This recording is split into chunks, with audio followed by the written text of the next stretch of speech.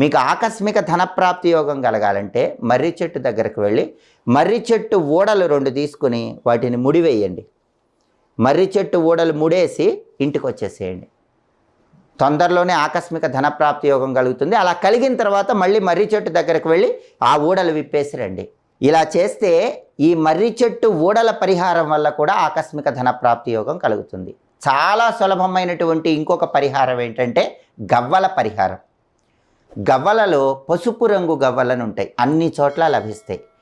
పసుపు రంగు గవ్వలు 6 తీసుకొని 6 పసుపు రంగు గవ్వలు, కొద్దిగా కుంకుమ పువ్వు అని ఉంటుంది, ప్రెగ్నెంట్ లేడీస్ తింటారు.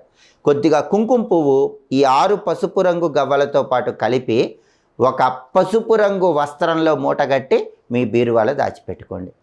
పసుపు రంగు గవ్వలు కుంకుమ పువ్వు కలిపి మూటగట్టి బీరువాలో పెట్టుకుంటే తొందరలోనే ఏదో ఒక విధంగా మీకు ఆకస్మిక